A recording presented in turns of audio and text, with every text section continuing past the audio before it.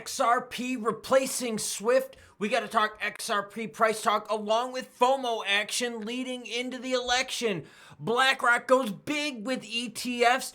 Coinbase scores a winner with Visa. Due to the graphic nature of this program, listener discretion is advised. That's right, Coinbase and Visa getting into the money moving game. We're going to talk about winners, losers, and FOMO this episode because the election is a few days away. We're already seeing FOMO hit the market. Bitcoin, no, not yet. Your comments come first. Hot, spicy, naughty, and relevant. Maybe I'll share it at the beginning of the next video.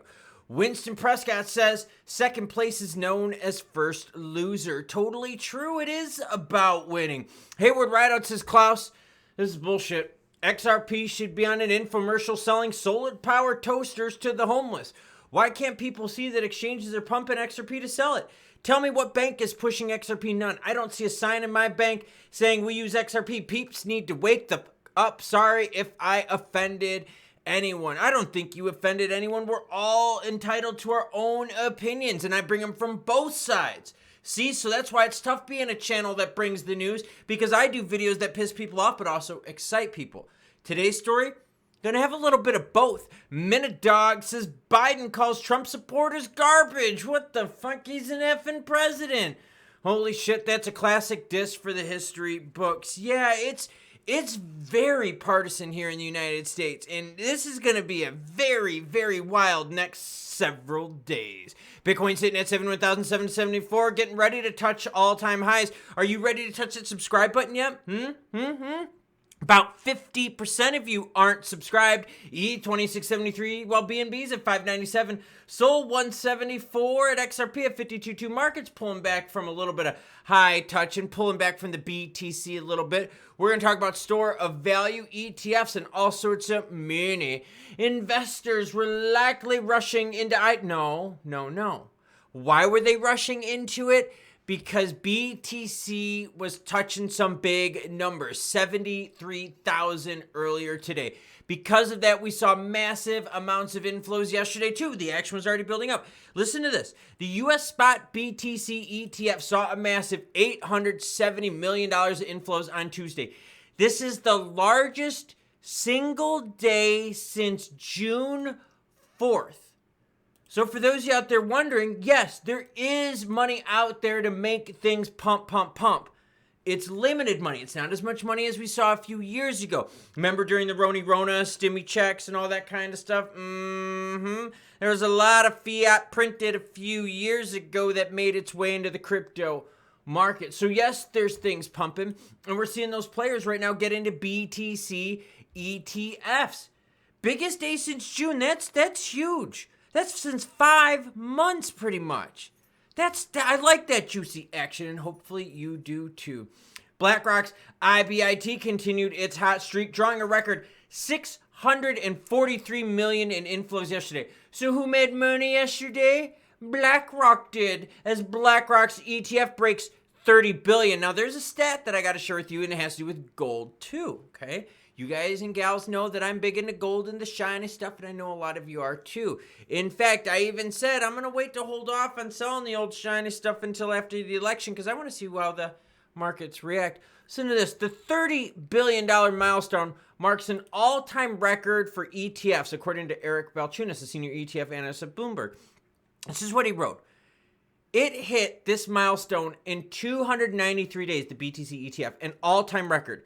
The old record was JEPI, which is in gold, which took 1,272 days. BTC does it in 293. The second best was 1272. Third best was 1790. In about a fifth the time you're seeing BTC ETFs flow. So who's making money? BlackRock. Coinbase and Visa direct launch instant funding amid high BTC demand. I like this because the more ramps and rails we got set up, the better crypto can flow. I like this too because think about this. Crypto trades 24/7. So if we get a little bit of Middle East drama action going on while the markets are closed, the crypto markets are open and we could trade that action either for or against, right? That's good. So now Visa announces the collaboration saying it would allow Coinbase users to deposit funds into their accounts using eligible debit cards. I like it. This helps them swiftly access trading opportunities, especially in a fast-paced market such as crypto. This is what was said. Providing real-time account funding using Visa Direct and an eligible Visa debit card means that Coinbase users with an eligible Visa debit card know they can take advantage of trading opportunities day and night. This is exactly what we're talking about. Crypto trading 24/7. The world moves 24/7. Too bad traditional finances move 24/7. But traditional finances, I've been showing you here as the last how many months now, are getting into crypto. Those ETFs were a way for a lot of traditional finance players to get into crypto. XRP replacing Swift? No, not happening. XRP is a competitor to Swift? Well, we got to start seeing people move a lot more of that action. ODL? Okay, but is that replacing Swift? I mean, think of who's covered by ODL versus Swift. It's very different. But I wanted to bring this up because would you do this? Would you use XRP as a payment, or are you just using it as a speculative asset? XRP proponent to Elon Musk, I'll buy a Cybertruck when Tesla accepts BTC and XRP. So how would you feel about that? Because the reason why BTC is garnering all this attention is a store of value. Somewhere to park your money thinking it's going to go up over time, right? A good hedge against inflation, government screwing up. So would you use your XRP to buy a Cybertruck? Just throwing it out there. Because if XRP is just held for speculation only and not a store of value play, right? If ODL is not affecting the price, then you got to start asking yourself, store of value play. Do you use XRP for a payment? Remember, I bring you the news, good or bad, happy or sad. XRP shows the worst performance in the top 10 of the crypto market. In the current market rally, XRP is one of the least desirable assets performance-wise compared to other top 10. You can't argue that fact. You cannot argue the fact that XRP's price performance has been piss poor. The problem we got, though, is Bitcoin's performance has not been piss poor. And Bitcoin is now like a vacuum. Look at the dominance for BTC right now at 57%. So as BTC gets close to, again, touching all-time highs, the rest of the alt market is way far off. Some of the utility alts are like 80-90% away from all-time high, while like BTC is like 1% away. So you've got XRP as the worst performer in the top 10, but it's still in the top 10 in terms of market cap. You're seeing other players out there make some moves. You've seen Sol make a pump recently. You've seen SWE make a pump recently. BTC is attracting record-breaking ETF inflow. Yeah, even beating the gold inflow. But XRP with its utility, the banks, the movement of money, we're not seeing the movement of price action. And what I wanted to bring up with this is now one of the first times in a while that I've seen a real negative article where they talk about XRP not being a desirable product. And I'm highlighting that because you're starting to see some changing of the coverage of XRP sentiment-wise. The moon boys and moon gals, whatever we call them, let's call them moon gals. It wears thin, right? If every day you keep talking, oh, XRP to the moon, XRP to $1 million, XRP, wake up, it's 1,000. You keep doing that every day and it doesn't happen. People grow tired of that. They want the news, whether it's good or bad, happy or sad, like what you see on this channel. And I find this interesting because this is one of those outlets out there that pumps a lot of pro XRP maxi stuff. They're coming out hard with some real negative verbiage. Let me share that with you and then we're going to talk XRP price. For XRP, this lack of movement is a bearish sign that is not drawing much attention from whales or investors, particularly in a bull market environment. XRP's poor performance could be attributed to the part of Bitcoin's overwhelming dominance, which has increased to about 60%. Other assets like XRP find it difficult to keep up, while Bitcoin's increasing share capital inflow since investors are more likely to park their money in BTC in order to profit from its surge. And that's what I'm saying. It's not about BTC moving money and oh, BTC is so slow. Why would people be in? No, it's about storing value right now. And right now, that's the crypto play. Yes, there are some pumps and dumps out there. Yes, we went to 225, back down to 170, now back up to 202. Toncoin did its thing where it was floating all over the place. Remember when ICP was at like $2 and then went up to like double-digit big-time action? Yeah. Pumps and dumps in this market, but BTC is a store of value, again, knocking on the all-time high door. XRP, where do we got our support? It's easy. We're north of 50 cents.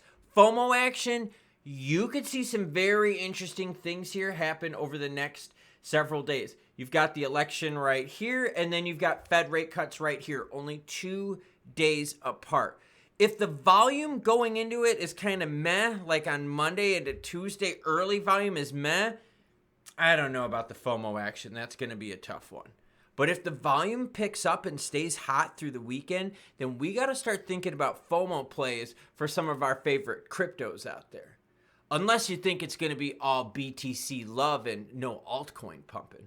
But some of the alts have been pumping, as I've been sharing with you. So that gives some of us out there hope, but the hope is statistically limited because we understand how BTC, through the tool of ETFs and the store of value play, has garnered a lot more attention in the market than the rest of crypto. It would be like big jumblies in the face if all I could do is report the good stuff, but it's not all good news. And to be honest with you, XRP is the biggest laggard in the top 10. Performance comparatively has been really, really bad. You see the people, XRP replacing Swift. XRP, this is what you're seeing is players move to BTC and BTC dominance growing. BTC is like a black hole whose gravity and suction is just drawing everything into it. And it's just vacuuming it up, just sucking it up, sucking it up. BTC, very similar to gold as a store of value play. People don't sit here and go, oh, bro, you got into gold because, so many people take gold as payment. No, you get into gold to hedge against stuff because it's boring, it's stable, right? Same thing with BTC. You don't get into BTC because of how many transactions it takes or how long it takes. No, you get into BTC as a store of value, especially if you believe in digital assets. Because BTC is obviously the safer choice and the preferred choice of like the entire freaking market. That's why BTC is close to touching all-time highs where a lot of our alts are simply not there.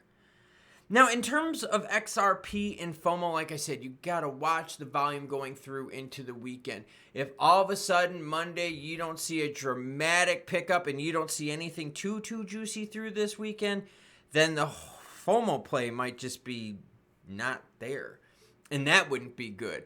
Worst thing I could see would be this. Tuesday morning, it's election day, and I check the charts, not for price, but for volume. I want to see what the overall market volume looks like. Is the market kind of making moves here really quick before election results, or is the market going to wait for the results and then make the move? That's why I said month of November is going to be absolutely wild with so many events happening. Rate cuts as well, which is great for the crypto market. It's also going to be race day in November. Race day this Saturday, and I'm doing a 100K race in the mountains. I'll admit I'm a little nervous, but I'm also very anxious. I just got done doing a mobility session. I've got my hydration drink in here. I start carb loading tonight. I got a whole bunch of meditations lined up, and then Saturday morning, we're going to gear up, and we're going to run the mountains. We're going to take the first 40 miles easy. And then if I'm feeling good at 40 miles and I feel like I could push it through the night, that's when we start going hunting. That's right. We're going to run motherfuckers down once we hit mile 40. But we got to get to that mile 40 first. So you know the deal. Choo-choo, bitches. I'll see you later.